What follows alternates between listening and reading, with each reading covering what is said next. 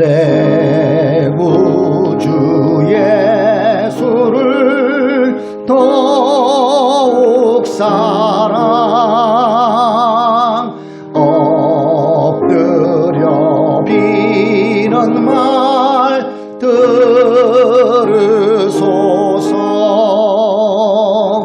내 진정 소원이 내 구주 예수를 더욱 사랑 더욱 사랑. 이전엔 세상 나 기뻤어도 지금 내 기쁨은 오직 예수. 다만 내 비는 말 내 구주 예수를 더욱 사랑 더욱 사랑. 이 세상 떠날 때 찬양하고 숨질 때 하는 말 이것일세. 다만 내 비는 말 내 구주 예수를 더욱 사랑 더욱 사랑. 아멘.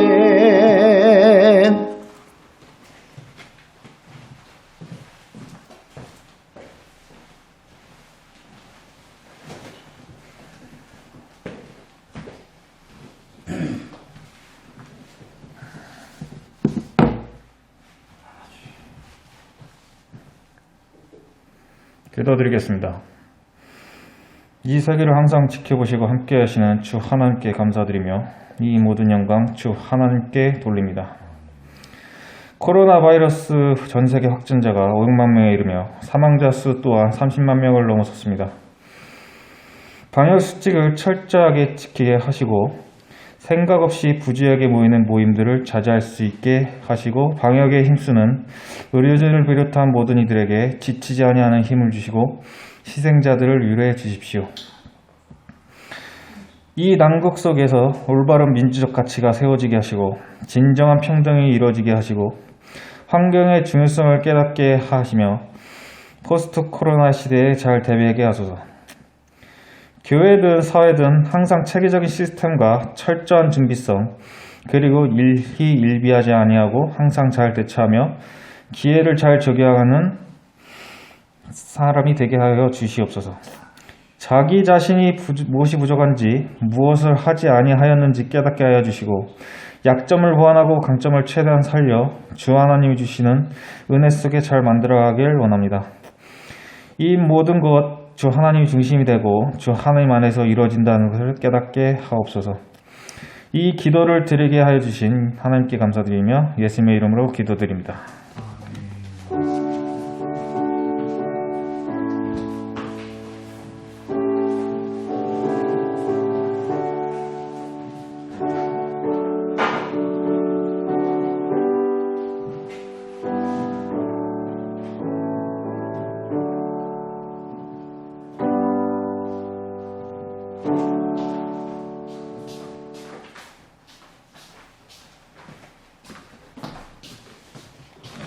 2020년 5월 셋째 주 교회 소식입니다.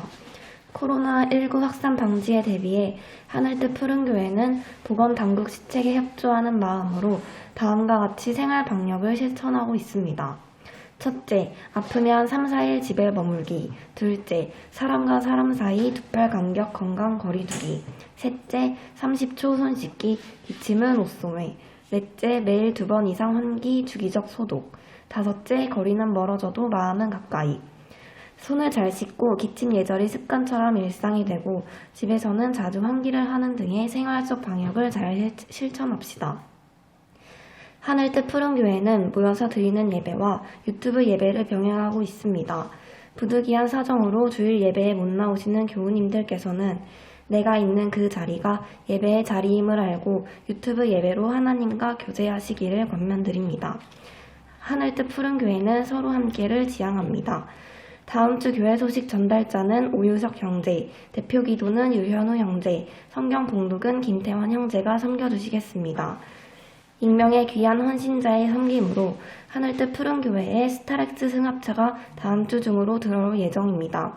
주님의 마음으로 헌신해주신 분에게 진심으로 감사의 말씀을 드립니다. 이 상황을 연출해주신 하나님께 영광 돌립니다. 하늘뜻 푸른교회 비전을 함께 제창합니다. 하나님을 높이고 복음으로 이웃을 섬기는 사도행전의 건강한 공동체. 다음은 유현우 형제께서 오늘의 말씀을 봉독해 주시겠습니다.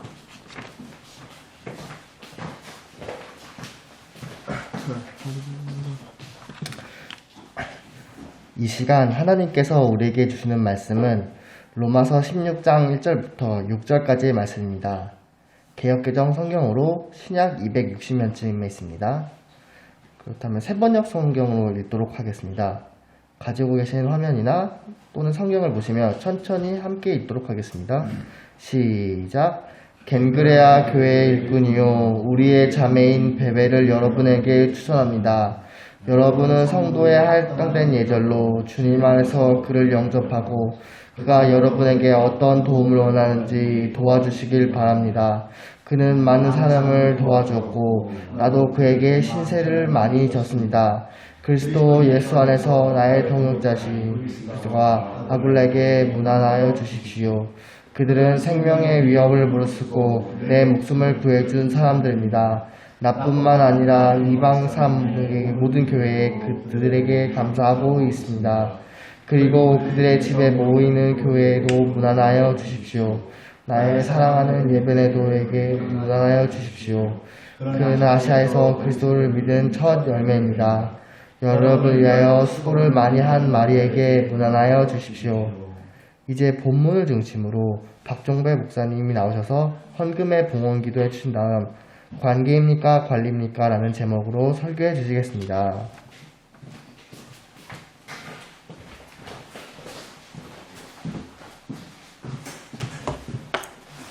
기도하겠습니다. 오늘도 주님의 은혜를 찬양합니다. 하나님 이 시간도 예배에 나와서 거저 나오지 않고 주님께 마음을 모아 귀한 예물을 주님께 드리는 손길이 있습니다. 주님께서 그 손길을 받아주시고 이 물질을 기쁨으로 받아 주옵소서. 특별히 또한 감사하며 축복하기는 익명의 우리 익산에 계시는 김권사님이 우리 교회의 열악함을 보고 주님이 주시는 마음을 가지고 향유옥합 깨뜨리는 심정으로 또 귀한 것을 또 헌신하여 주셨습니다. 이제 우리 교회에 그 스타렉스 차가 들어올 텐데 하나님께서 그 헌신을 기쁨으로 받아주시고 또 이 일을 통하여 하늘뜻 푸른교회가 더욱더 주님이 원하시는 그 길로 잘 매진할 수 있는 귀한 계기점이 되게 하여 주십시오.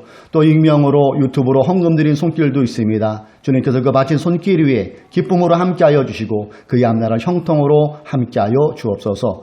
이 시간도 하나님의 말씀을 나누기를 원합니다. 성령님께서 온전히 말씀 가운데 임재하여 주시고 함께하여 주십시오. 예수님의 이름으로 기도드립니다. 아멘. 우리 좌우 옆 사람에게 서로 함께 또 인사 한번 해야죠. 한 주간도 수고 많으셨습니다. 한 주간도 수고 많으셨습니다. 수고 많으셨습니다. 예, 아까 우리 강고자의 그 강고처럼 또 좋은 일이 있어서 또 유튜브를 통하여서 아마 이 예배에 또 보시는 분이 계실 텐데 감사드립니다. 또 이렇게 유튜브로 헌금해 주신 우리 박모모 우리 교우님 성도님 감사드리고요. 또 이렇게 주님이 주시는 마음을 가지고 이렇게 귀한 헌신을 해주신 또 익산에 계시는 김권사님에게도 감사의 마음을 드립니다. 주님께서 그 마음을 허락하여 주셨기에 이렇게 헌금할 수 있는 거죠. 헌신할 수 있는 거고 그 마음 하나님께서 기쁨으로 받아주신 줄로 믿고요. 또 저희가 이 힘을 얻어서 더욱더 이 강릉 지역에서 주의 사역을 힘있게 감당하는 그런 귀한 차로 사용하도록 하겠습니다. 하나님의 축복이 우리 김 원사님과 함께 하시기를 축복합니다. 또 이렇게 연출해 가시는 하나님께 감사드립니다. 어쨌든 우리가 이것을 계기로 하여서 더욱더 한 방향으로 주님이 원하시는 건강한 공동체를 이루어가는 그 귀한 계기점이 되기를 주님의 이름으로 소망합니다. 자, 오늘 본문을 근거로 관계입니까 관리입니까 이러한 제목으로 하나님의 말씀을 나눕니다. 지난주까지 우리는 15장을 3주에 걸쳐도 살펴보았고요. 오늘은 16장, 이제 로마서 끝장으로 우리가 도달해 있습니다. 자, 이 편지는 바울이 고린도에서 썼다고 여러분 이제 알고 계시죠? 대필자는 더디오라는 사람이 대필을 하였어요. 그래서 이제 눈을 지그시 감고 바울이 그 마지막 그 편지 장면을 그렇게 써내려가는 그 장면을 우리가 연상해낼 수가 있지요. 그래서 바울이 더디에가 써주는 그 대필을 하면서 한 사람 한 사람 이름을 기억하면서 안부를 묻는 내용이 여기에 나오는 오늘 우리가 읽은 그 내용 중에 일부예요. 그들이 없었다면, 그들의 도움이 없었다면 지금의 나 바울은 없었을 것이라는 그런 생각을 하면서 한 사람 한 사람과 얽혀있는 고마운 추억에 잠겨있는 바울을 우리가 연상해 볼 수가 있어요. 주의 사역을 감당하면서 많은 사람을 도와주었고 나도 그에게 신세를 많이 졌던 베베자매가 떠오르고 함께 천막 작업을 하면서 힘든 기색 하나 없이 주의 복음 사역을 감당했던 아굴라와 브리스길라 부부도 생각이 났겠죠. 이렇게 바울은 26명의 이름을 일일이 부르면서 사랑이 담긴 고마운 마음을 담은 안부를 전하고 있어요. 그 내용이 우리가 읽은 1절부터 6절 그 다음 16절까지 계속해서 이어지는 내용입니다. 자, 6절을 한번 봅니다. 여러분을 위하여 수고를 많이 한 마리아에게 문안하여 주십시오. 7절 나의 친척이며 한때 나와 함께 갇혔던 안드로니고와 유니아에게 문안하여 주십시오. 8절 주님 안에 있는 나의 사랑하는 암블리아에게 문안하여 주십시오. 이런 식으로 바울은 26명 정도의 이름을 일일이 부르면서 진심 어린 고마운 마음, 사랑의 마음을 담아서 그들에게 안부를 전하고 있음을 보게 됩니다. 자, 근데 여기서 우리가 한번 생각해 볼 것은 바울은 분명히 그 전에 로마 교회를 방문한 적이 없습니다. 로마 자체를 가본 적이 없는데 26명의 이름이 어디에서 나온 걸까요? 자, 우리가 여기서 추측해 볼 수 알 수 있는 것은 이미 바울은 26명의 일일이 열거한 그 사람들과 스토리가 형성되어 있었다는 거예요. 관계가 형성되어 있었다는 것이죠. 클라우디우스 황제가 로마에 있던 유대인들에게 추방령이 내려졌다고 우리가 말씀을 나누었죠. 그래서 그때 고린도로 내려온 아굴라 부부가 바울과 만나서 그들과의 스토리가 만들어졌어요. 그렇죠? 그리고 이때를 전후해서 바울은 복음 사역에서 많은 지체들을 만나게 되는데 그 과정에 클라우디우스 황제가 죽게 되지요. 그 뒤로 네로 황제가 등극을 하게 되는데 유대인에 대한 로마 거주 단속이 느슨해지는 이것을 발견한 거예요. 그래서 다시 이 아굴라 부부를 로마로 들어가게 합니다. 그리고 그 주님께 순종하는 마음으로 이 부부가 들어가서 그곳에 집을 다시 장만하고 공동체가 모일 수 있는 공간을 마련했겠죠. 그 다음 오늘 열게 된 26명에서 30명이 로마로 들어가게 됐다는 거예요. 바로 이 사람들이 지금 바울이 한 사람 한 사람 이름을 연일거하는 사람들이라는 거예요. 편지를 쓴 발신자는 바울입니다. 자, 이 편지의 수신자는 누구라고 했죠? 로마 공동체 26명을 포함한 로마 교회 신자들이에요. 그리고 이 편지를 전달한 사람은 많은 학자들은 1절에 나오는 베베가 이 편지를 전달했을 거라고 추측들을 하고 있어요. 그래서 로마 공동체의 신자들, 특별히 자신의 이름이 거론되는 26명 이 사람들이 바울이 쓴 그 편지를 누군가가 읽을 때에 그 편지를 들었을 때 그들의 마음은 여러분 어땠을 것 같아요? 13절 읽어봅니다. 주님 안에서 택하심을 받은 루포와 그의 어머니에게 문안하여 주십시오. 그의 어머니는 곧 내 어머니이기도 합니다. 이 얘기를 누군가 일어나서 바울의 편지를 읽었을 때 루포가 들었을 테고 루포의 어머니도 들었을 거라는 거죠. 루포야, 너 바울 선생님이 우리 이름 기억하는 거 너 아까 들었지? 아유, 바울 선생님이 복음 사역으로 얼마나 바쁘실 텐데 벌써 우리가 헤어진 지가 몇 년인데도 우리의 이름을 잊지 않고 이렇게 우리 식구의 안부를 물으시는구나. 아이고, 하나님 감사합니다. 아유, 사도 바울님 잘 계시죠? 이런 얘기를 했은 것을 추측해 볼 수 있어요. 이렇게 자신의 이름을 잊지 않고 기억해주는 바울의 편지에 루포와 그의 어머니는 감격했을 거예요. 근데 어디 루포뿐이겠습니까? 자신을 잊지 않고 기억해주는 편지의 다른 지체들, 편지에 자기의 이름이 나온 다른 지체들도 루포처럼 똑같이 감동 먹었을 거예요. 그들과의 소중한 추억을 잘 간직하고 있는 바울, 또 바울과의 소중한 스토리를 간직하고 있는 26사람의 신자들.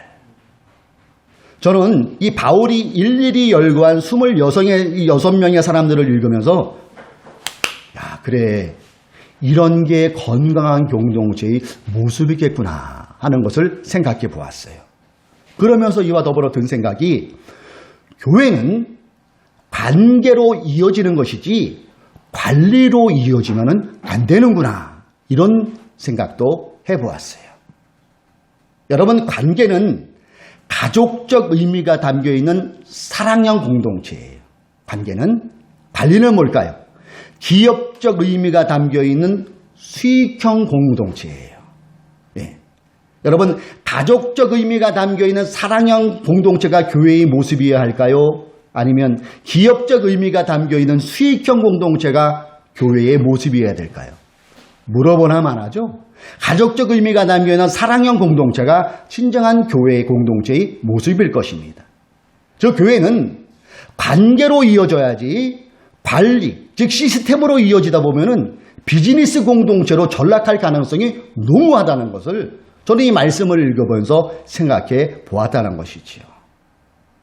자, 그렇다면은 관계가 중요하다고 제가 여러 번에게 말씀드렸는데 이 관계는 어떻게 형성될까요? 그것은 스토리예요. 바울이 로마에 있는 26명의 이름을 기억한 것은 그 안에는 스토리가 있듯이 이야기가 있어야 된다는 거예요. 이래 관계가 성립되는 거예요. 그 사람과 나만의 이야기가 만들어지면서 관계는 만들어지는 거예요. 여러분, 우리가 누가 이제 길을 가는데, 예를 하나 듣기. 길을 가는데 전혀 모르는 사람이 손을 쏙 내면서, 어이, 전혀, 나 저 밥 못 먹어서라도 5,000원만 줘봐. 그러면 좀 당황스럽지 않겠습니까? 물론 우리 교우님들은 마음씨가 좋으니까, 그래요? 기다렸어요. 이렇게 주는 사람도 있을 테지만 그건 극소수죠. 일단 경계를 하게 되죠.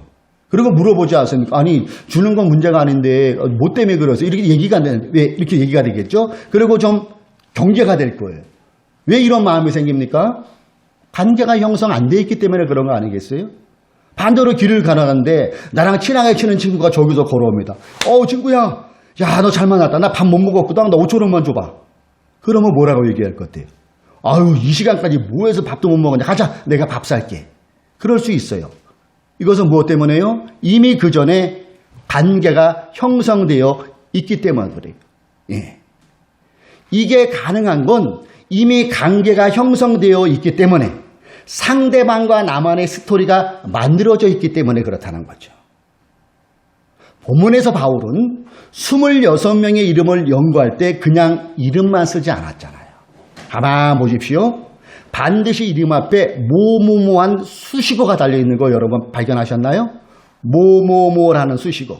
그 대표 구절로 12절을 한번 보세요. 12절. 자, 12절을 우리 같이 수식어가 어떻게 되어 있나를 생각하면서 관계를 생각하면서 이 구절을 읽으면 좋을 것 같습니다. 자, 우리 12절 천천히 시작. 주님 안에서 의로스보사에게 문안하여 주십시오. 주님 안에서 수고를 많이 한 사랑하는 버시에게 문안하여 주십시오. 보세요. 주님 안에서 수고한 두루베나와 두루보사. 예, 주석에 보면은 두루베나와 두루보사는 쌍둥이였다고 그러더라고요. 쌍둥이. 자, 여기에서 두루베나와 두루보사가 주님 안에서 수고했다고 했는데 그 수고가 어떤 수고인지 저와 여러분은 몰라요. 그렇죠? 전혀 몰라요. 그러나 이 편지를 쓴 바울과 그 편지를 듣고 있는 드루베나 드루보사는 스토리가 그들만의 스토리가 있었다는 거예요. 이게 관계죠. 바울은 관리적 차원에서 그 사람을 기억한 게 아니라는 얘기예요. 관계적 차원에서 자연스럽게 상대의 이름을 억지로 외우지 않았는데도 서로 간의 스토리가 너무 친하니까 주를 위해 수고했던 구체적인 사건이 그 사람에 대한 사건이 떠오르면서 그 사람 이름이 자연스럽게 나왔다는 건 아니겠습니까? 그렇습니다. 교회 공동체는 관리가 아닙니다. 교회 공동체는 관리로 이어져야 된다는 거예요. 그래야 그 안에 그리스도의 사랑이 넘치고 공동체 안에 그리스도의 은혜가 넘칠 수가 있다는 것이지요. 진정한 관계 형성은 이름만 달달 배운다고 관계가 형성되는 건 아니에요. 그러면은 좀 더 생각해 볼게요. 진정한 관계 형성은 어떻게 돼야 되냐면은 육하 원칙에 바로 답해야 돼요. 육하 원칙이 뭐예요, 여러분? 언제, 어디서, 누가, 무엇을 어떻게 했나? 예, 이 스토리 배경에 이게 딱 떠오를 수가 있어요. 이게 진정한 관계가 형성된다는 거예요. 그 증거가 3절과 4절에 나오고 있어요. 3절째가 있습니다. 그리스도 예수 안에서 나의 동역자인 브리스가와 아굴라에게 문안하여 주십시오. 이렇게 합니다. 그러면서 4절에 보세요. 그들은 생명의 위험을 무릅쓰고 내 목숨을 구해준 사람들입니다. 나뿐만 아니라 이방 사람의 모든 교회도 그들에게 감사하고 있습니다. 육하 원칙을 적용하고 있어요. 그들이 아굴라와 브리스길라가 어떻게 나를 생명의 위협에서 건졌는지, 어떻게 위험을 무릅쓰었는지, 그들이 언제 이러한 일들을 감당했는지, 그들이 무엇으로 바울 자신의 목숨을 구해줬는지 육하 원칙으로 생생하게 기억하고 있어요. 이게 관계라는 거죠, 여러분. 여러분 혹시 저를 처음 만났을 때 기억나시는 분 계신가요? 우리 태화 여전히 저를 처음 만난 걸 어디서 만났나 기억하시나요? 네, 카페에서. 카페, 그랬죠. 저도 기억나요. 우리 유석 형제, 우리 현우 형제 여기다 모르는 분들 제가 만난 기억들이 저도 생생해요. 그래서 오재 형제 아버님이 오자, 세자, 온자. 옛날 서울시장 이름이랑 똑같아서 잘 기억해요. 또 어머니는 박문재 어머님을 일전에 제가 횡성 로타리 버스 쓰는 데서 만난 것 기억하고 지금도 어머니 아버님의 기도 부탁을 하는 것을 듣고 있어요. 우리 김태환 형제 아버님은 김자, 종자, 안자 맞죠? 김종환 아버님, 또 어머님 변자, 숫자, 지자, 변수지 집사님. 깜짝 놀라는 표정. 동생은 이름을 아직 얘기해도 내가 잘 모르는 것 같아요.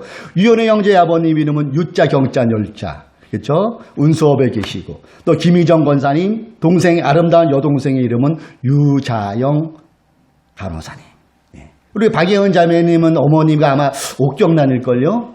예, 제가 또 박예은 자매님은 할머니, 외할머니 이름까지 어떻게 아네요? 외할머니 이름이 김자, 복자, 선자, 권사님. 친할머니도 알아요. 예, 지자, 정자, 순자, 주전선 권사님. 근데 아빠 이름은 모르겠네.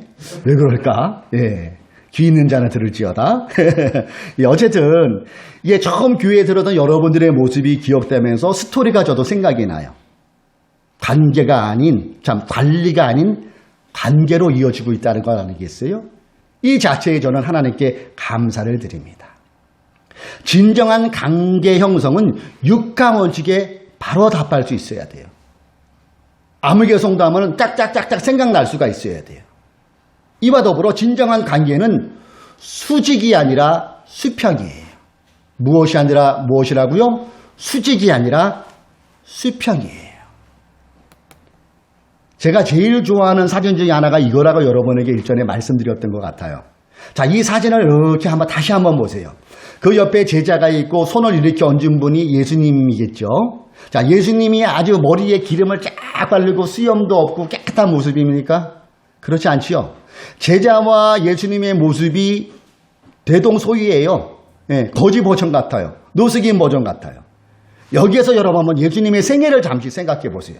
그분이 수직적으로 공생애를 감당하셨을까요? 아니면 수평적으로 공생애를 감당하셨을까요? 우리 주님께서 주무실 때 제자들과 따라 떨어져서 안락한 침대에서 죽으셨다는 것은 저는 아직까지 성경에서 발견하지 못했어요. 주님께서 밥을 드실 때 제자들과 따로, 제자들은 김치만 먹는데 갈비 올려줬다, 따로 독상 받았다, 그런 것 저 아직 성경에서 못 읽어봤어요. 들판에서 제자들과 똑같이 찬이슬을 맞으며 주무셨어요. 그렇죠? 그리고 똑같이 거친 음식을 드셨어요. 그러면서 그분의 사역을 묵묵히 감당했어요. 자, 제자들이 자기들과 똑같이 먹고 자고 했다고 주님을 무시했습니까? 그렇지 않아요. 오히려 그분의 말씀과 더불어 행동, 말씀과 행동이 일치됨을 보고 주님을 제대로 배울 수 있었어요. 그리고 그들은 진정한 마음에서 우러나는 존경을 주님께 표했다는 거예요. 이렇게 수평적 관계 속에서 주님과 제자의 관계는 돈독해지고 그 관계가 농밀해졌다는 거죠.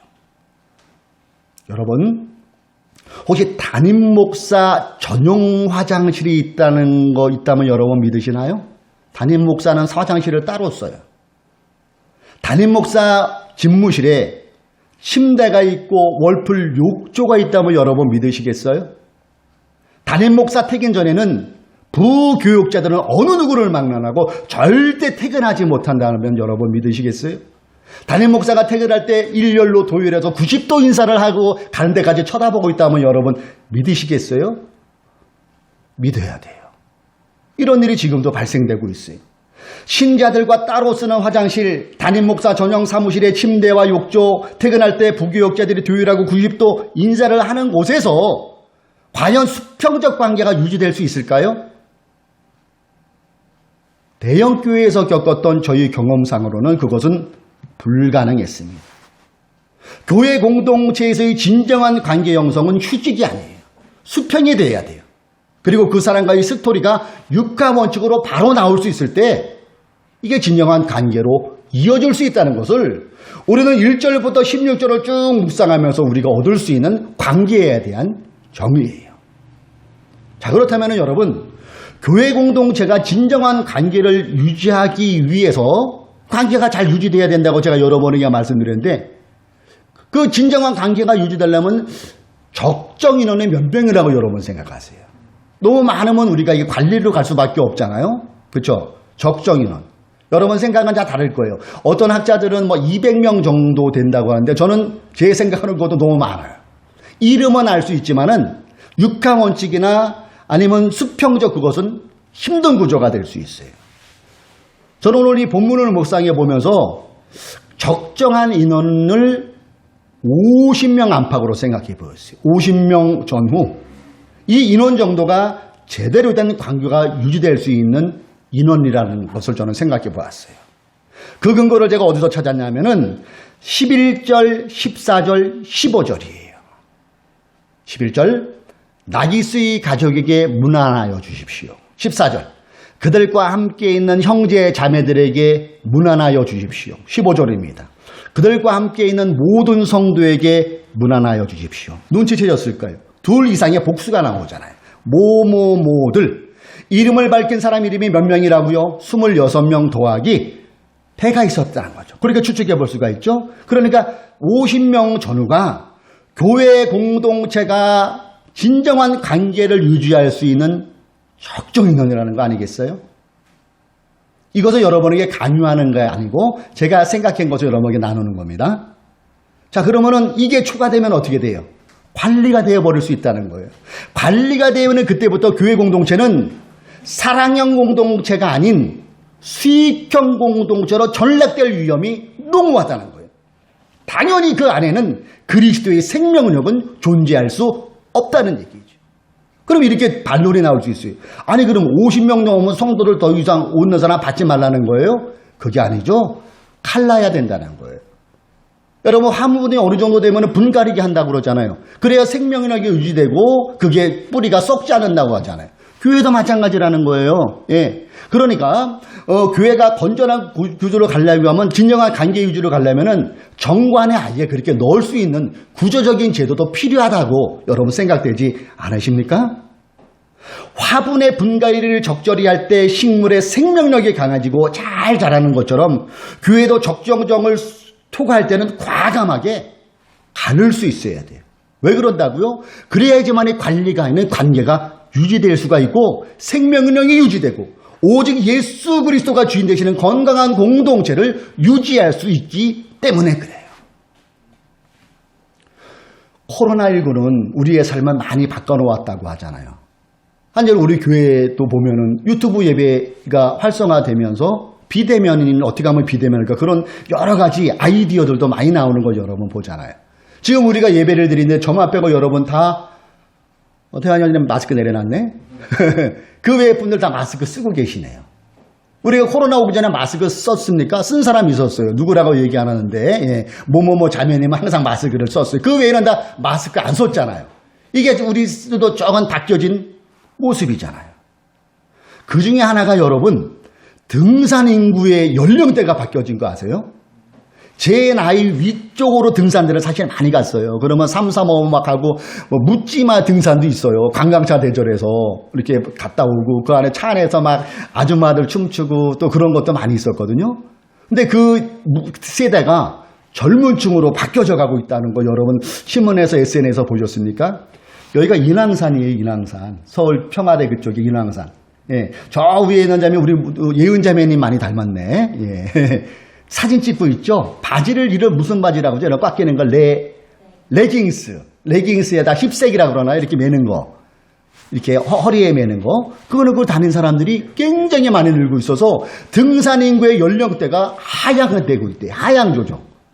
이유를 물어보니까 이 비대면을 해야 되니까 이 실내 스포츠에서나 이 헬스장에서도 많이 제재를 가한대요. 우리 형제는 운동 좋아하는 형제는 아마 수긍하실 거예요. 그러다 보니까 운동은 하고 싶고 맑은 공기 말고 싶은 거 어디로 가게 돼요? 산으로 간다는 거 이분들이 산에. 예. 그러니까 산에 가가지고 그곳에서 운동을 하고 또 비대면 교제를 한다는 거죠.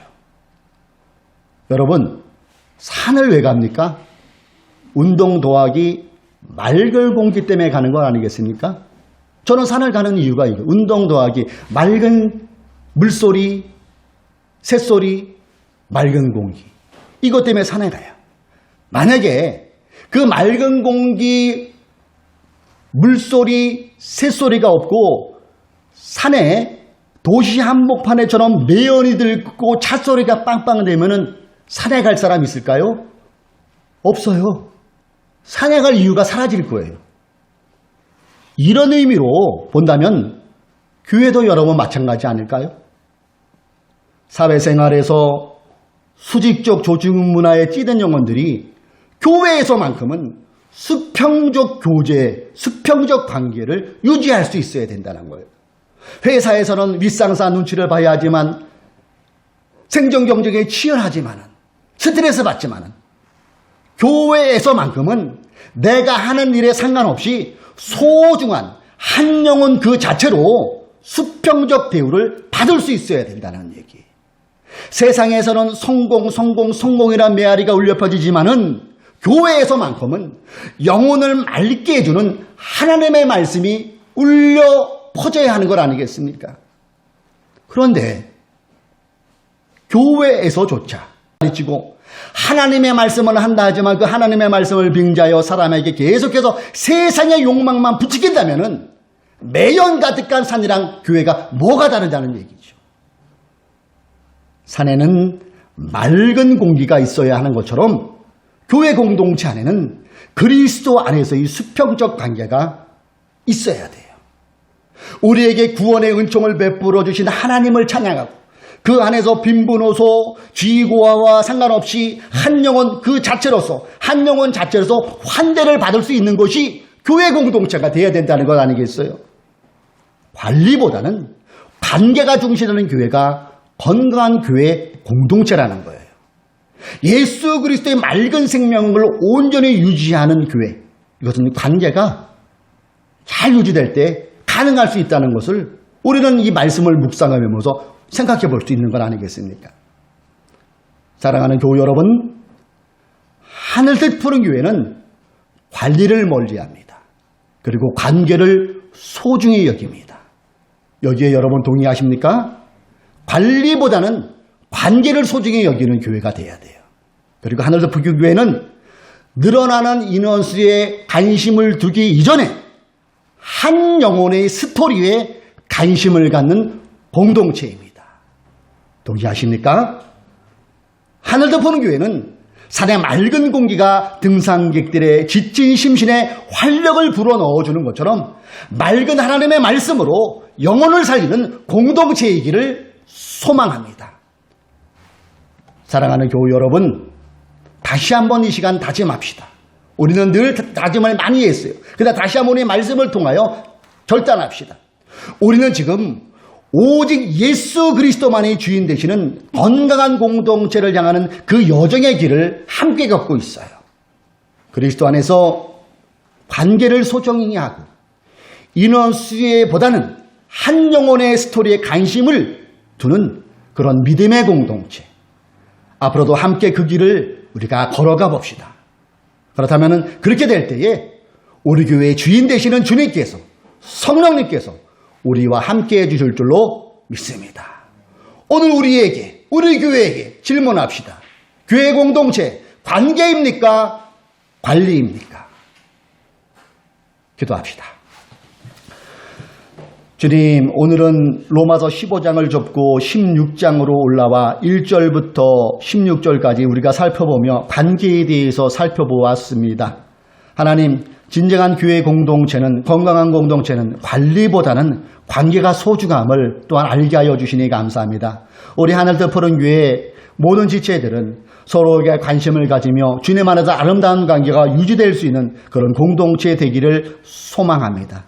그리고 세상에 지치고 힘들지라도 교회 안에서만큼은 서로 수평적으로 관계를 유지하며 소통하며 섬길 수 있는 그런 아름다운 관계로 유지되게 하여 주옵소서. 그러므로 하늘도 푸른 교회가 더욱더 하나님을 닮아가는 주님이 원하시는 그런 건강한 공동체로 더욱더 앞으로 한 걸음 한 걸음 내닫는 그런 교회 되게 하여 주옵소서. 이 시간 다시 한번 고백합니다. 교회의 주인 되시는 예수 그리스도, 하늘도 푸른 교회는 예수 그리스도를 주인 삼고 나가는 교회임을 고백합니다. 우리 함께 그 길을 잘 걸어갈 수 있도록 성령님께서 늘 우리와 동행하여 주옵소서. 그러므로 건강한 공동체가 되므로 이 시대에 하나님의 영광을 드리는 교회가 되게 하여 주옵소서. 예수님의 이름으로 기도드립니다. 아멘. 우리 잠시 말씀을 생각하며 기도합니다. 오늘은 관계에 대해서 여러 번 말씀을 나누었어요. 교회는 관리가 아닙니다. 관계입니다. 우리 하늘도 푸른 교회가 그것을 잘 실천하며 또한 이제 앞으로 만들어질 정관이 정말로 주님 안에서 그런 것들이 구조적으로도 잘 정립되어서 정말로 하나님이 원하시는 공동체를 이루어게 달라고 함께 기도합시다. 그리고 오늘은 내 기도보다는 옆에 우리 지체를 위해서 기도하면 좋을 것 같습니다. 우리 지체들을 축복하고 또 우리 삶 가운데 서로 주님 안에 진정한 스토리가 만들어지고 또 진정한 교제가 있게 해달라고 우리 잠시 말씀을 생각하며 함께 기도합시다. 하나님 아버지, 또한 감사를 드립니다. 주님께서 함께하여 주셔서 우리에게 구원을 의정을 베풀어 주시니 감사합니다. 주님을 시간도 찬양합니다. 하늘을 푸른 교회는 빈번호소 쥐고와 상관없이 한 영혼 그 자체로서 환대가 이루어지는 공동체 되게 하여 주시기를 기도합니다. 하늘을 푸른 교회는 관리보다는 관계가 중시되는 교회가 되게 하여 주시기를 간구합니다. 하나님 교회에서조차 세상에서 성공하는 법을 가르치고 하나님의 말씀을 빙자한 욕망만 메아리 친다면 어찌 그것이 진정한 교회라 할 수 있겠습니까? 주여 우리에게 함께하여 주셔서 주님 안에 온전한 관계가 유지되게 하여 주시고 정말로 육하 원칙에 근거하여 그 사람에 대해서 알고 그 사람에 대해서 서로 기도할 수 있는 저희들이 관계가 이루어질 수 있도록 인도하여 주옵소서. 주님 우리 교회 가운데 함께하여 주셔서 주님이 원하시는 길을 함께 걷게 하여 주시니 감사합니다. 이 길을 걸어갈 때 늘 성령님께서 동행하여 주옵소서. 그래서 하늘도 푸는 교회는 언제나 하나님의 말씀이 울려 펴지는 교회 되게 하여 주시고 세상에 성공하는 법보다는 하나님의 말씀이 우리의 삶을 이끌어가고 우리 교회를 이끌어가는 아버지 그런 교회가 될 수 있도록 성령님 동행하여 주옵소서.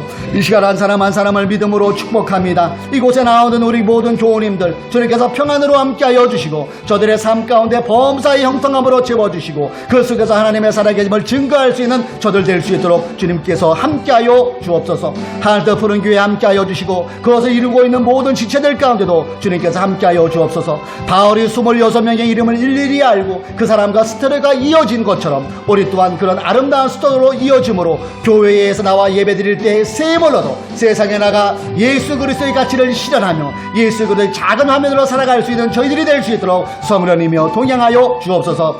이 시간도 주님의 도우심을 구합니다. 이 시간도 성령님의 도우심을 구합니다. 성령님이여 우리와 함께하여 주시고 주시고 인도하여 주옵소서. 예수님의 이름으로 기도드립니다. 아멘. 우리 자리에 일어나서 결단에 찬양하도록 하겠습니다. 오늘 여러분 어떤 결단을 해야 될까요? 우리 하늘뜻 푸른교회가 건강한 공동체가 유지되는 데 있어서 관계가 잘 유지되고 또 주 안에서 진정한 교제가 이루어지는 그런 공동체, 또 교회에는 하는 일에 상관없이 따뜻한 데가 이루어지는 그런 공동체가 되겠다는 그런 마음, 그리고 그것을 이루어가는 내가 주님 안에서 그런 삶을 살아가겠다는 그런 결단을 하는 이 시간 되기를 원합니다.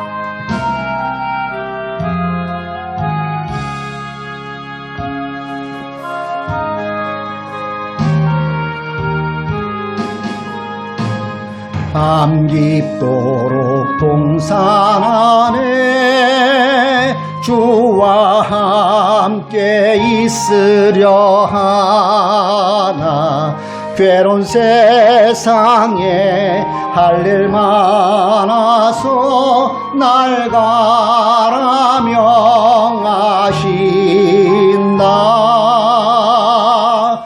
주님 나와 동행을 하면서 나를 친구 삼으셨네. 우리 서로 받은 그 기쁨은 알 사람이 없도다. 우리 서로를 향하여 축복합니다. 오늘 우리 말씀을 담아서 뜨끈한 관계, 예수군에서 환대하는 마음으로 또 우리 공동체, 믿음의 공동체라는 그 마음을 가지고 서로를 축복합시다. 시작. 주 예수 그리스도의 은총과 하나님의 사랑과 성령께서 이루어지시는 친교가 우리 가운데 영원토록 함께 있기를 주님의 이름으로 축원합니다. 아멘. 우리는 그리스도 안에서 좋은 관계로 이어질 줄로 믿습니다. 한 주간도 말씀으로 승리하십시오. 예배를 마치겠습니다.